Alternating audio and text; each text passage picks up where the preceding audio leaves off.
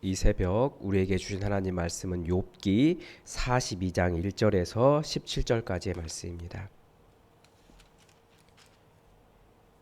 욥기 42장 1절부터 17절까지의 말씀을 다 함께 받들어 읽겠습니다. 욥이 여호와께 대답하여 이르되 주께서는 못하실 일이 없사오니 무슨 계획이든지 못 이루실 것이 없는 줄 아오니 무지한 말로 이치를 가리는 자가 누구니이까. 나는 깨닫지도 못한 일을 말하였고 스스로 알 수도 없고 헤아리기도 어려운 일을 말하였나이다.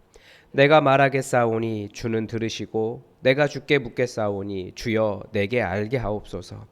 내가 주께 대하여 귀로 듣기만 하였사오나 이제는 눈으로 주를 배옵나이다. 그러므로 내가 스스로 거두어드리고 티끌과 제 가운데에서 회개하나이다.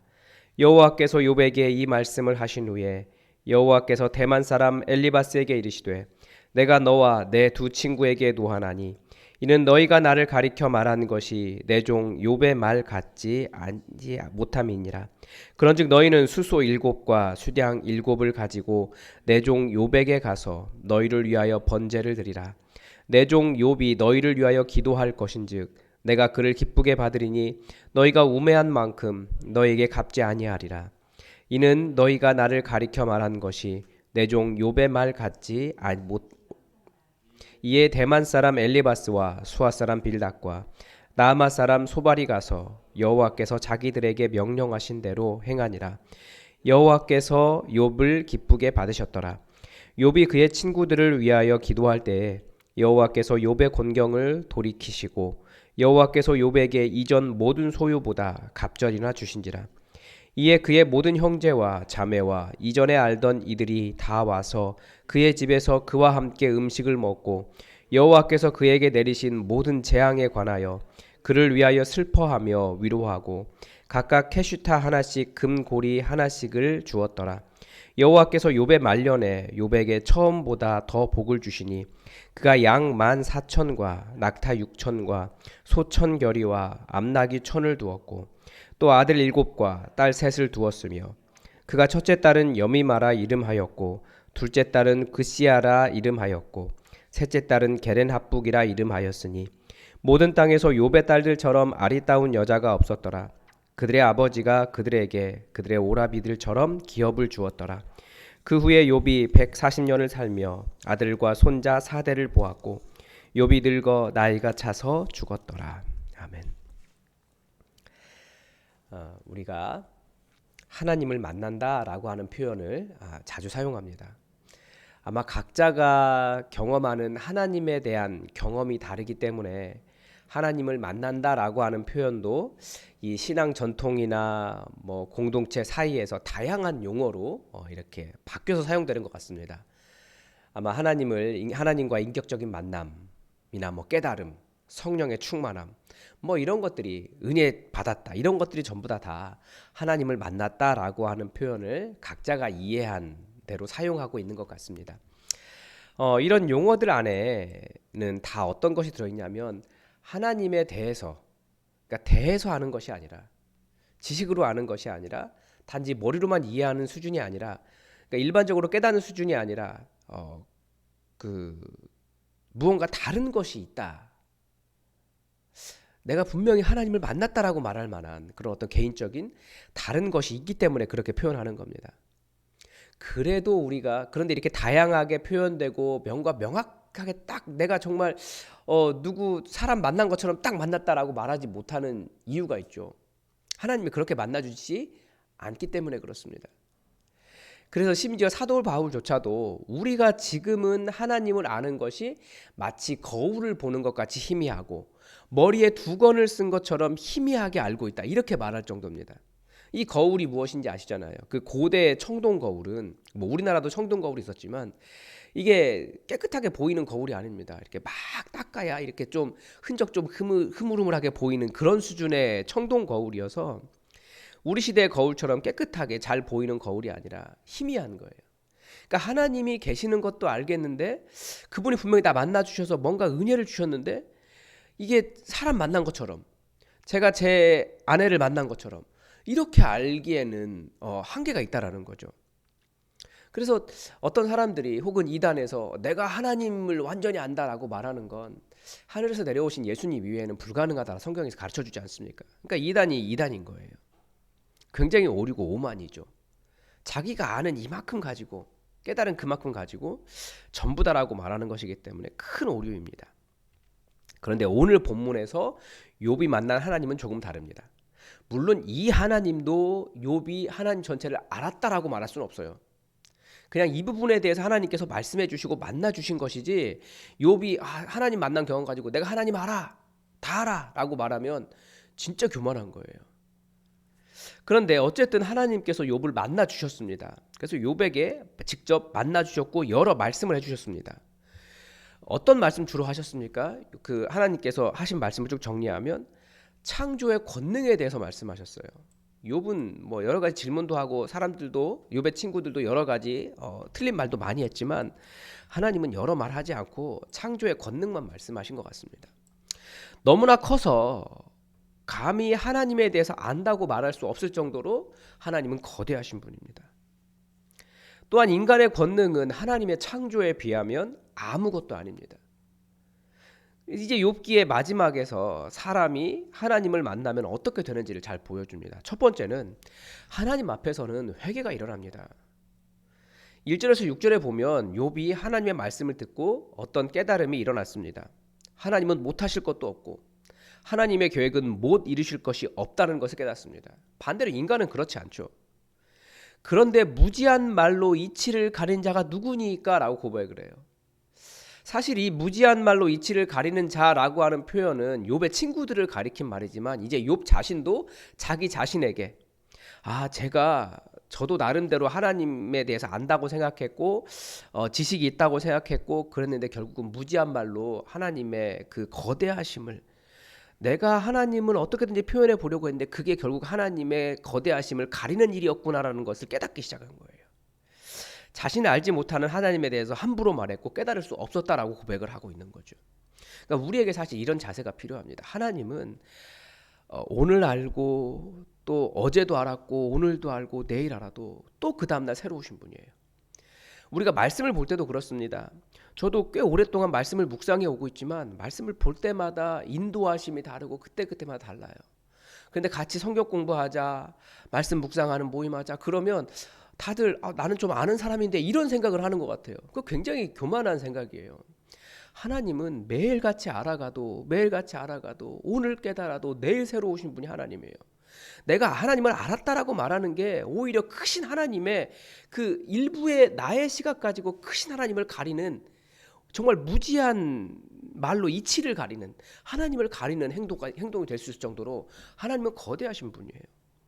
그런데 자기가 아는 조금 안다고 이제 공부할 필요 없어. 아니면 나는 이제 다 알아. 나는 괜찮아. 이렇게 말하는 건 하나님과 동행하는 자세가 아닌 거죠. 그래서 우리는 매일같이 하나님을 알고 깨닫고 하나님을 묵상하고 성경 속에서 하나님 발견하고 그 하나님 내 하나님 되도록 더 하나님 앞에 살아가고 이러는 사람이 되어야 된다라는 것을 말씀 속에서 알 수 있습니다. 그래서 주를 배우고 나니까 욥이 할 수 있는 게 그거밖에 없더라는 거예요. 내가 하나님에 대해서 알지 못하는구나. 회개하는 거죠. 이 회개가 무엇입니까? 우리는 회개에 대한 오해를 가지고 있어요. 아마도 회개를 자신의 잘못을 뉘우치고 후회하는 일로 이해하는 것 같습니다. 더 근본적으로 죄가 무엇인가에 대해서도 잘못된 도덕적인 죄로 이해하기 때문입니다. 뭐 훔친 거나 교통법규 위반한 거나 뭐 컨닝한 거나 마음을 속인 뭐 그런 것들 이야기하는 거죠. 그런데 이 회개에 대해서 가르쳐 주신 예수님의 비유가 있습니다. 누가복음 18장에 나오는 성전에 올라간 바리새인과 세리의 기도예요. 바리새인은 서서 따로 기도하면서 하나님 감사합니다. 저는 다른 사람들과 다릅니다. 특히 저 세리와도 다릅니다. 그러면서 자신이 잘한다라고 하는 일들, 성경을 잘 따르는 일, 개인적으로 옳다고 생각하는 일들을 고백합니다. 반대로 세리는 멀리 서서 감히 하늘을 쳐다보지도 못하고 가슴을 치면서 하나님이여 불쌍히 여기소서 나는 죄인이로소이다 기도했습니다. 하나님은 이 둘 중에 누가 봐도 죄인인 세리가 옳다 인정을 받고 돌아갔다라고 가르쳐주고 있습니다. 예수님은. 인간은 다 죄인이거든요. 그런데 하나님께서 이 사람이 옳은 사람이야, 의인이야라고 인정해 주시면 그 사람이 의인인 거예요.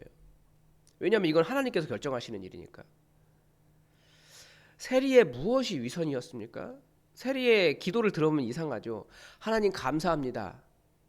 저 이것도 잘하고요. 이것도 잘하고요. 이것도 잘해요. 그래서 감사합니다. 좀 이상하지 않습니까? 감사는 하나님께 주신 것에 대해서 하나님 감사합니다. 저에게 이것도 해주시고 이것도 해주시고 이것도 해서 감사합니다. 이렇게 말해야 되는데 하나님 저 이것도 할 수 있고요. 이것도 할 수 있고 이것도 할 수 있으니까 저에게 감사해요. 이런 뜻이 돼버립니다.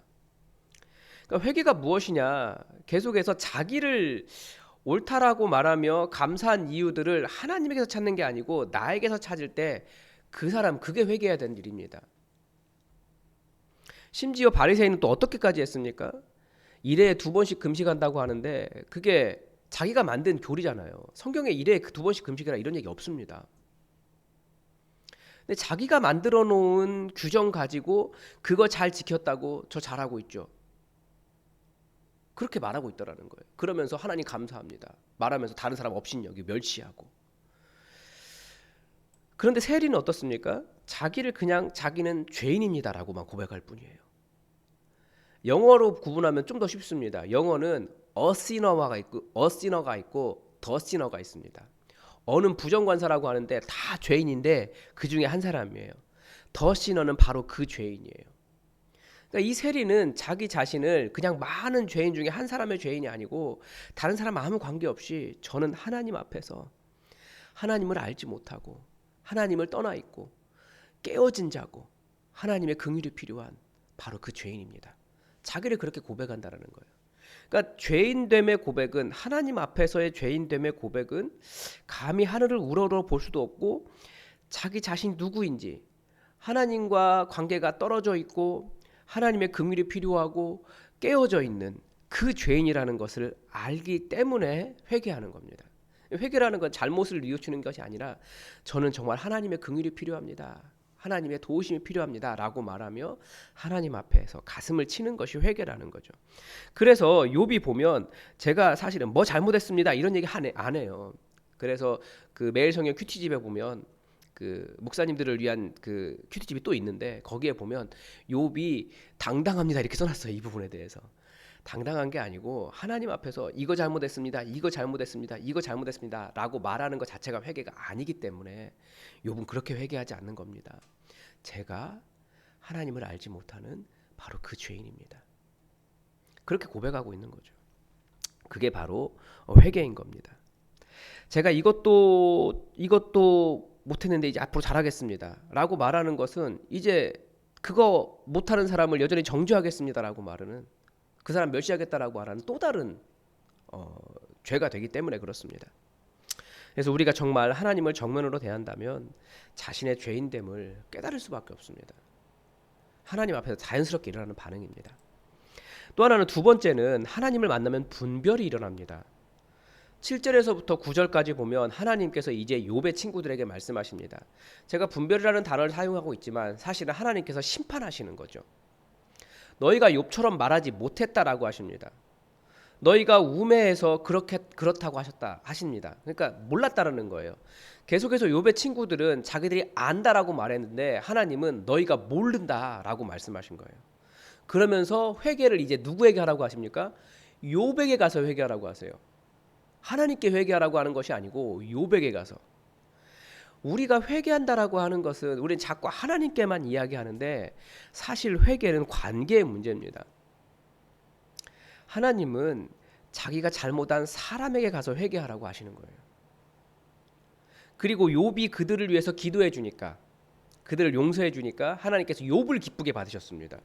그래서 그 친구들을 용서해 주신 거예요. 무지한 거 책망하시는 게 아니고 무지한 건 이해하신다는 거예요. 왜냐하면 그건 하나님이 열어주셔야 되는 거기 때문에 무지한 건 이해가 되지만 다른 사람에게 잘못하고 다른 사람에게 함부로 말하고 다른 사람을 멸시하고 나 안다라고 다른 사람을 깔아뭉개고 나만 옳다라고 말하고 심지어 자기가 만든 규정 가지고 이거 안 지켰다고 너 죄인이야 라고 말하는 그런 모든 것들에 대해서 그 사람에 가서 회개해야 된다는 거예요. 사실 우리 사회는 사람을 뭐라고 할까요? 구조적으로 악인을 만드는 사회예요. 이제 우리나라 얘기하면 이제 너무 치열해지고 또 설교에 싫어요 막 달리니까 얘기하기가 그렇지만 미국 같은 경우는 그렇습니다. 백인들은 길을 잃어버리면 경찰을 찾아갈 수 있습니다. 흑인들은 길을 잃어버릴 때 경찰을 만나면 숨어야 됩니다. 그러니까 이런 구조적인 문제가 사회 구조적인 문제가 많아요. 그 기독교 사회라고 하는 곳이 그런 것들을 정당화합니다. 뭐 이런 식으로 관계를 그런 뭐라고 할까 흑인이나 어렵게 사는 사람, 가난한 사람들은 사회 자체가 격리시키고 그 사람들을 죄책감을 갖게 하는 거죠. 우리 사회도 그렇습니다. 얼마나 돈을 사랑합니까? 돈이 없으면 사실 살기 어려워요. 그러니까 그 자꾸 우리는 경제 부분에만 이렇게 집중하잖아요. 그런데 사실은 가난한 자들에 대한 어떤 그 차별? 이건 가난하지 않으면 사실 모르는 일이에요. 그런 차별을 못 느낀다라고 하면 내가 그래도 가난하지 않구나. 그렇게 생각하셔야 되는 거예요. 여전히 있습니다. 다시 그 바리새인 이야기하면 그 바리새인이 자신을 의롭다고 생각한 이유는 11조도 드리고 간음을 하지 않고 훔치지 않고 다 성경에 나오는 내용이에요. 그런데 결국 예수님께서 지적하신 문제는 뭐냐면 자기 의롭다고 그 세리를 멸시했다는 것 때문에 그런 거예요. 관계의 문제죠. 근데 예수님은 그런 세리들에게 찾아가셨고 그들을 멸시하신 것이 아니라 그들의 친구가 되셨고 그들이 하나님의 자녀로 회복될 수 있도록 그들에게 복음을 전하셨습니다. 하나님 나라를 가르쳐 주셨습니다. 그래서 자기가 잘한 일을 가지고 내가 의롭다라고 나를 높이며 반대로 나 이렇게 의로운데 저 사람은 의롭지 않습니다라고 하는 사람에 대한 멸시가 있다면 사람에게 가서 회개해야 된다는 거예요. 자기 의롭다고 자랑해봐야 그게 바로 자기 의 아닙니까? 또 세 번째는 회복이 일어납니다. 하나님을 만나면 회복이 일어납니다. 욥에게 다시 자녀가 생겼습니다. 아름다운 딸들을 만났고 재산도 회복되었고 친척들과의 관계도 회복되었습니다. 이제 많은 분들이 오해하시고 계셔서 제가 여러 번 말씀을 드렸는데 욥의 아내가 욥을 떠났을까요? 안 떠났을까요? 안 떠났습니다. 욥에 그래서 보면 마지막에 회복에 보면 아내를 새로 얻었다 이런 말은 없어요. 그냥 아내가 욥 이렇게 병든 모습 보면서 그렇게 병들었는데도 당신의 의로움을 지키겠습니까? 차라리 하나님을 저주하고 죽으십시오. 이렇게 말을 했을 뿐이지 떠난 것 같지는 않아요. 그래서 아내가 다시 생겼다는 얘기는 없지만 아무튼 욥의 모든 것이 회복되었습니다. 그래서 장수도 했어요. 굉장히 오래 살았어요. 하나님을 만나면 무슨 일이 일어납니까? 회복이 일어납니다. 근데 많은 경우가 우리가 회복 때문에 하나님을 만나려고 해요. 우리가 생각하는 회복이 뭡니까? 경제적으로 어려움이 없어지고 그러니까 돈을 많이 벌고 자녀들이 형통하고 건강하고 병든 몸이 낫고 뭐 이런 것들이잖아요. 그런데 이게 목적을 혼동하면 안 됩니다. 하나님을 만나는 것이 목적이지 하나님을 만나서 내가 원하는 것을 이루려고 한다? 이거면 내가 원하는 것이 목적이거든요. 내가 원하는 것을 주로 돈과 성공 이것을 위해서 하나님을 만나야겠다라고 한다면 그건 목표가 잘못된 거예요. 하나님을 만나면 돈과 성공뿐만 아니라 훨씬 더 풍성한 많은 것들이 주어지지만 그 내가 원하는 목적을 위해서 하나님을 만나야겠다라고 한다면 그건 하나님을 이용하는 것이라는 겁니다. 그래서 사실은 하나님께서 정말 사랑하는 사람들은 자꾸 욥과 같은 일을 경험하게 하십니다. 안 되게도 하시고 하나님 이용하지 못하게 하시고 그러면서도 아무것도 없는데 하나님 때문에 그 하나님의 풍성한 생명력을 누리는 풍요로움을 주세요. 하나님을 이용하고 내가 필요할 때만 찾는 것이 아니라 하나님을 사랑하게 되는 거죠. 그러면서 하나님의 회복을 경험하게 돼요. 정말 필요한 것이 그래서 저는 말씀을 따라 사는 삶이라고 생각을 합니다. 왜 그렇습니까? 말씀 안에서는 하나님을 계속 발견할 수 있습니다. 제가 저희 아들과 딸과 큐티를 매일 저녁마다 큐티를 하는 게 꿈이어서 제가 지금 지지난주에는 그 어린이 묵상 지도자 세미나 과정을 들었고 지난주에는 청소년 묵상 훈련 지도자 세미나를 다녀왔습니다. 그런데 딸은 돼요. 너무 신기해요. 너무 행복해요. 애가 말씀을 읽는 걸 되게 좋아하더라고요. 정말 신기했어요. 안 될 거라고 생각했는데 뭐 제가 그래도 강요한 거 아니에요. 강요하지 않았고 우리 같이 하자. 아빠가 배워왔는데 같이 했으면 좋겠다. 아빠 마음이 너랑 같이 말씀을 나누고 함께 말씀을 이해하고 함께 기도하고 그렇게 하나님의 은혜를 경험해 살고 싶다라고 했는데 딸이 하더니 너무 좋아하는 거예요. 그래서 밤마다 같이 기도하고 긴 거 아니에요. 근데 아들은 이제 시작을 해야죠. 이제 중학교 새로운 세상에 들어가는 아이기 때문에.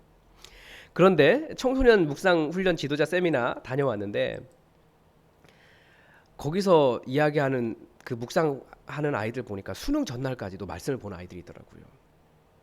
그래서 그 아이들의 고백이 그거예요. 묵상을 통해서 하나님의 음성을 들으면서 자기는 이 공부할 힘을 얻고 하나님과 동행하고 있다라는 것을 알고 긴장하지 않고 또 다른 삶을 살고 있다라는 것을 그 아이들의 입으로 고백하고 있더라고요. 그래서 그 아이들의 큐티집이 정말 이렇게 빽빽하게 거기에 그 행간에도 계속 뭔가 쓰면서 하나님의 들은 음성들, 하나님께 주신 용기들 이제 기록되어 있는 것을 보니까 이게 하나님과 동행하는 거구나 알겠더라고요. 그래서 하나님을 만나니까 아이들의 삶이 달라지는 거예요. 목표가 달라지고요. 삶이 달라져요.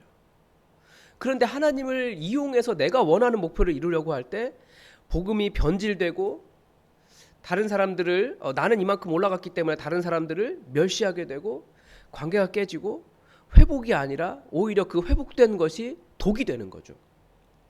정말 회복을 꿈꾼다면 지금 삶이 너무나 힘들다면 지금 삶의 어려움이 극복되기를 기도하는 것이 아니라 하나님을 만나기를 위해서 더 말씀 속으로 들어가고 하나님을 만나기 위해서 저 좀 만나달라고. 욥도 그러잖아요. 저 좀 만나달라고. 몸의 치유를 위해서 기도하지 않았어요. 재산이 회복되기를 위해서 기도하지 않았어요. 저 좀 만나달라고. 그런데 하나님께서 만나주시니까 억울함도 풀리고 모든 상태가 회복되더라는 거죠. 하나님을 만나면 삶이 달라집니다. 하나님을 만나면 진정한 회복이 일어납니다. 정말 하나님을 만나서 우리가 이 땅을 살아가는 게 많이 어렵잖아요. 점점 더 어렵잖아요. 정말 이렇게 사는 게 맞나. 이거 해결하면 그 다음 게 다가오고 점점 더 어렵습니다. 근데 하나님 만나면 넉넉하게 이기며 살아갈 수 있다는 겁니다. 그래서 하나님 만나서 하나님의 은혜도 알고 내가 누구인지도 알고 주변에 깨어진 관계도 회복되고 하나님 만나서 진정한 회복이 일어나는 그런 복된 인생 되기를 바랍니다. 오늘도 하나님의 뜻이 우리에게 이루어지기를 주기도문으로 기도하겠습니다.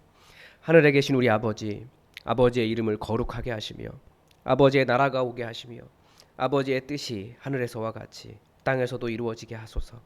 오늘 우리에게 일용할 양식을 주시고 우리가 우리에게 잘못한 사람을 용서하여 준 것 같이 우리 죄를 용서하여 주시고 우리를 시험에 빠지지 않게 하시고 악에서 구하소서.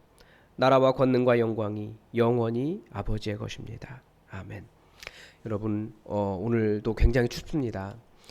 밖에서 일하시는 분들이 많이 계세요. 우리 교인들 열심히 돌아다니시고 가장 걱정되는 건 건강이고 또 안전입니다.